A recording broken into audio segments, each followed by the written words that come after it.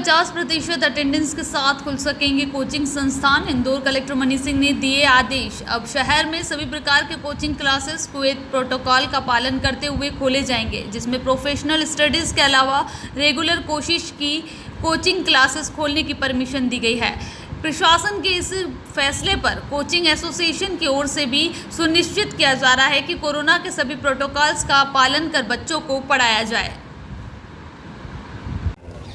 Coaching classes को बंद किया था, क्या स्थिति अब हम क्या इस स्थिति में आ गए कि उनको हम खोल सकें? क्योंकि अब शैक्षणिक संस्थानों को कई शैक्षणिक संस्थानों को अलग अलग उपस्थिति प्रतिशतवार खोलने के निर्णय राज्य शासन के हुए हैं। इसमें राज्य शासन का ये था कि क्राइसिस मैनेजमेंट समिति के सदस्यों की अगर सहमति है तो कोचिंग संस्थान को 50% उपस्थिति पे खोला जा सकता है।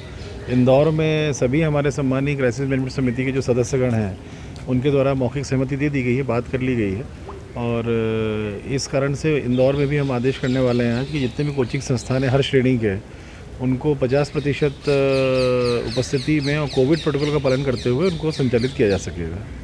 उसके लिए हम लगातार निगरानी भी करेंगे क्या? हाँ, निगरानी तो हो रही है, थोड़ा लोगों को खुद रखना पड़ेगा। कोविड का ऐसा मामला है कि थोड़ा कई ऐसी जगह हो भी रहा है संस्थानों में कि अपने जो कोविड प्रोटोकॉल का पालन है वो कर ही रहे हैं लोग, जो है कई जगह नहीं भी हो रहा है, लापरवाही भी हो रही है और गलत है वो, पर बहुत जगह पे पालन किया जा रहा है, लोग सतर्क हैं इस समय। सर, कोचिंग में होंगे सभी एज ग्रुप के बच्चों के?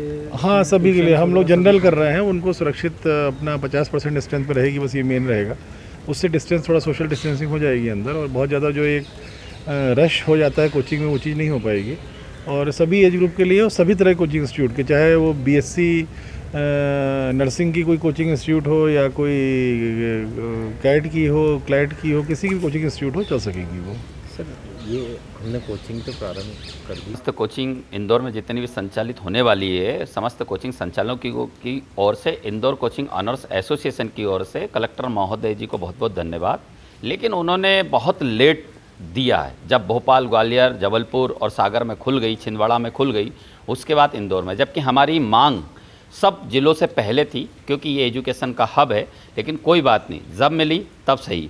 लेकिन अब हम बच्चों के एजुकेशन की ओर ध्यान देते हुए, जो उनका आज स्तर गिरा हुआ पड़ा है, जो निरंतर वो प्रतियोगी परीक्षाओं के लिए कोचिंगों के माध्यम से तैयारी कर रहे थे, वो हम वापस उनकी तैयारी कराएंगे और उनके सपनों को साकार कराने का रास्ता उनको बताएंगे। और हम पूरी मेहनत के साथ, और बच्चे भी मेहनत के साथ में सपनों को साकार करेंगे। रही बात गाइडलाइन की, तो गाइडलाइन जो हमें आदेशित की गई है, 50% के साथ पढ़ाना है, सैनिटाइज का ध्यान रखना, मास्क पहनना अनिवार्य है और डिस्टेंस सोशल डिस्टेंसिंग बना के रखना, इन सब पे ऑलरेडी हम पहले काम कर चुके हैं। क्योंकि और पहले भी पहली लहर के बाद सेकंड लहर के बीच में हमें 2 महीने की परमिशन मिली थी, जिसके अंतर्गत हमने इस सब नियमों का पालन किया था। इसलिए हमारी तैयारी पूरी है और पूरी तैयारी के साथ में बच्चों का ध्यान रखते हुए हम कोरोना काल के अंतर्गत जो हमें गाइडलाइन दी गई है उसके अंतर्गत हम कोचिंग संचालित करेंगे। और यही कारण है कि मध्य प्रदेश नहीं, पूरे भारत देश के अंदर कहीं भी एक भी कोरोना महामारी को लेकर कहीं भी किसी कोचिंग संचालक या बच्चों के प्रति लापरवाही नज़र नहीं आई है। आपका नाम? मेरा नाम रवि दांगी, अध्यक्ष इंदौर कोचिंग ऑनर्स एसोसिएशन।